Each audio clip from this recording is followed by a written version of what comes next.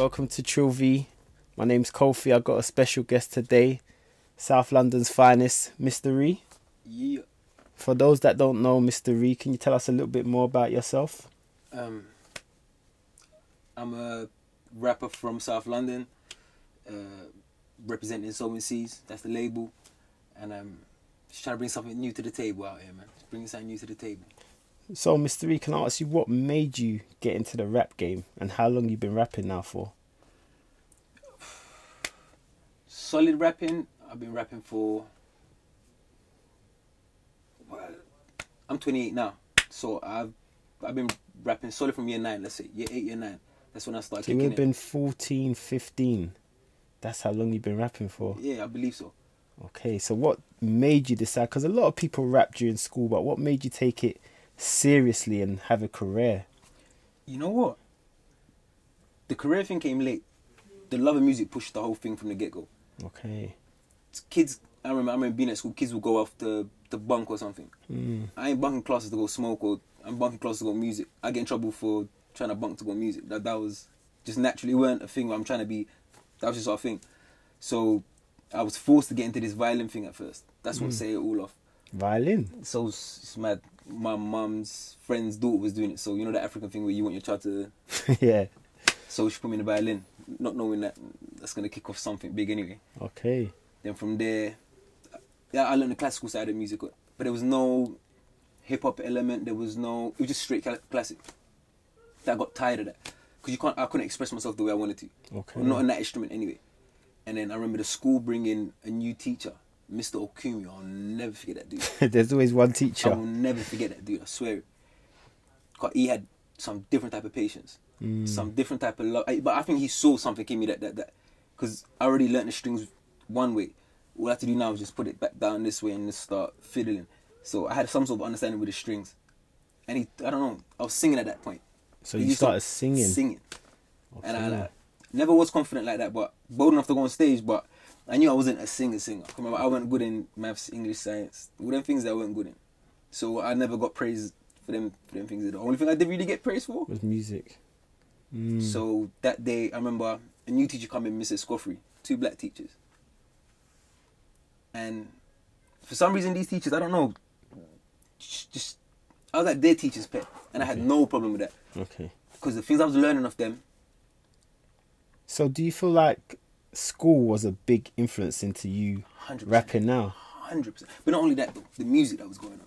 It was a different era. So what type of music influences you, inspires you?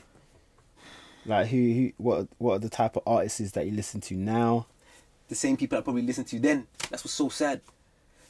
My manager spends his time calling me an oldie. Because all the music I listen to is, well, most. I'm not going to tell you that the new school's totally, like, I'm oblivious to it. No, I do like some of the new school, what's going on. But the Tupac's the biggest, that's the evident ones. But then there's Busta Rhymes. Right now I'm into the, I'm listening to Lauryn Hill and Big Pun. Okay. I've underestimated, you know they say he's the greatest, well, one of the greatest. I underestimated that, you know you just say it because he's dead and you see the pictures up. Yeah. I actually took time to listen to the guy, read the lyrics, yeah. The guy is mental. So is that who you're trying to like aspire to be like? Or what's your style? You know, from when I was a youngin', I always said it. I'm not gonna be a guy to battle with the people that are alive. I'm in competition with them dead ones. I'm in competition with the cemetery because them people that their legacies, it's just stupid. What about UK influences? Do you feel like you 100%. Have any? Yeah, you mad? Kano. I remember Kano. Okay, let's see. That grime scene at that era, the Crazy Titch. You know that grime era, that period of the time. Wiley, the Dizzy. Remember that was grime at its essence. You can sniff that. It's just, it was just real hardcore. Oh, it was just sick. Yeah. That was with flow. Apart from listening to Bone Thugs US, that had a lot to do with it as well. Grime let me play with the flow heavily. Okay. So do you feel that you're successful at this present time, or what's your sort of plans in this music industry? Because you got a big buzz in South London, I must admit that. A very big buzz, a big following. What's your sort of next steps? Right now I still feel like I ain't even touched peak, lyrically or musically. Who have I really collabed with? Because most of this is just me by myself more time. So I mean, are you funding everything yourself as well? Like, me and my manager, basically. Amazing. So it's just us two, really. Okay. Having moral support of friends and family, don't get me wrong. but financially, yeah. So what's your, like you were saying, what's your sort of next steps? Like, what are you trying to, how far are you trying to go? Let's just say we're not in this for the hell yeah, we want the fortune. Hell yeah, we want the fortune. Because we come from nothing. But we're trying to leave more than just... trying to leave like art pieces. You know the ones So tell us a bit about your background and who you are. Because there's a lot of people that just see your music. They don't know who you are, where you come from. You know, let the fans know. Alright, so... Eritrean. East Africa, if you don't know. That's in between Ethiopia and Somalia. Little baby Eritrea is there. Mother, brother. From the end. Brits and Stockwell. Typical youngins growing up with no father. You know how it goes. Not growing up with a father. How has that impacted you in your creative? At the time, you don't really realize that it has an impact on you. It's when you grow up and you realize, okay, when you not like you compare yourself, but there's times when you look at someone with, and you realize that there's certain elements missing. That a man can only drop you unless you go out there and find it yourself.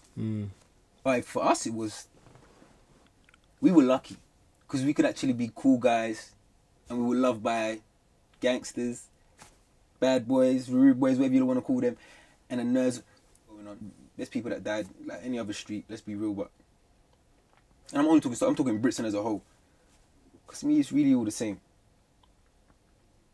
It was fun. We enjoyed. I believe we enjoyed it as kids. As kids, we enjoyed it. Whether it was knockdown ginger or egging, or we were just out there spitting 12 o'clock at night when we know we're not allowed, and just on the block with all my boys. We had a good time, but at the same time, it was a rough time as well. There was a lot of people misled through a lot of rubbish. All to a point, there was people converting into Islam off of fear. Do you think music sort of helped you? Oh, that gave me a bag of leeways. Okay. Where a man wouldn't think I'm hard or... I was a cane roll. I had cane rolls. Pretty boy, if you want to call it that.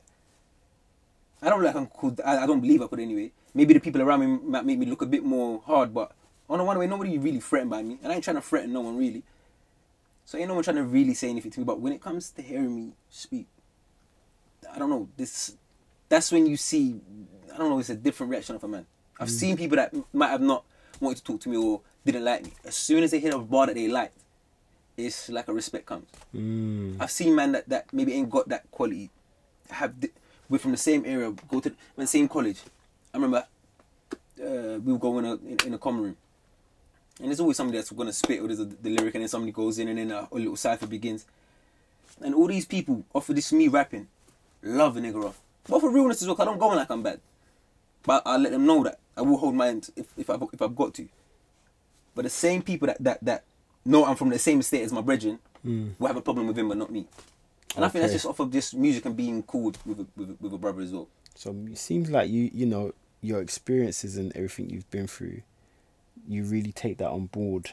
Does that come across in your lyrics and your music?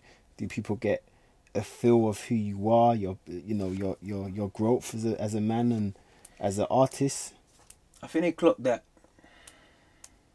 I don't think they know me yet, honestly. I think mystery is actually a mystery to them at this point. I ain't really gone to there's certain things. It's not easy spilling your blood out on a beat, you know, telling strangers what's going on. You ain't gonna release your inner secrets to anybody. But in this game, that's what it's about. And truth really does sell. It might be boring, but if you pattern it up right, package it right as well, it can sell. Okay. And what would you say is your biggest record to date? Right now? Yeah. Greenery. You know me, greenery on me, scenery lonely. I pull out the weed and I zombie. To a certain extent, because it's not appreciated. This is just mumble today, man. I can go but and I can make it sound good. That's not a doubt. I can make this mumble rap sound good, but it's just like these brothers are getting rich off poison, just because that's what it really is. You sound like you really care about the music. I just hope like that care will take me somewhere, but please, man. So the quality. It sounds like you're really thinking about the quality of what you're giving people? I try though, because, and it's not even the quality that because when a brother's dreaming, he ain't dreaming of a studio in Brits and I'm dreaming of a band that's available to me. What's going on now? I'm wondering what's going to be in a couple of years. Like, this is, could they say it will turn around, but at what time? And I don't think they got time to turn around, because if it's going to get any more dumb than this. But you see, the music that you're referring to, the mumble raps, is it entertaining to listen to get people in a certain vibe? Who are we entertaining though? Are we entertaining us lot that we've heard real music, or are we entertaining the kids that ain't really heard, that ain't been schooled really with good music? Because if it's that, if me as a grown man, and that's like, it's contradicting, because they are some of these tunes that just banging, they got me as well, I can't lie, but when it's taking over like this, I think, yo, you feel like you have to conform in any way? Or do you think you're just going to stick to your guns? I think spit what's true to you. I made Triple Up. Triple Up, that was the song after Greenery. In a way, that was me conforming. I wanna triple this, don't tell me about double up. Started from the bottom, on to the middle, then now I'm coming up. Beat up, yeah, even though I love the beat, because that's a genuine tune as well. I just wrote what came out. But that was me conforming to a certain extent. In what way? Beat. I will never. You never hear me going dabba doing their thing. But the flow wise, it won't. I mean, It won't. That won't come out of my soul. I'm not allowed to. And I can't anyway. I've got too much. The beat tells me a different language to what these niggas are hearing. When I conversate with a beat, I don't know. I think we're speaking in a different language to what these, because what they hear isn't what I hear. But I respect it to a certain extent. You're doing your thing. And there's people that do like it, so you can't deny it. Yeah, exactly. So I'm not trying to knock the game. I'm just saying, yo, where's the space for the brother that's going to tell you what's real, though? Because there's a lot of poisoning going on. Cause it come like this is like proper cracking, was it the 80s? Yeah. Because what's going to happen to these kids? Because these kids don't really know good music unless their big brother because they're showing it. So what are they going to be showing their kids then? And what are their kids going to be listening to?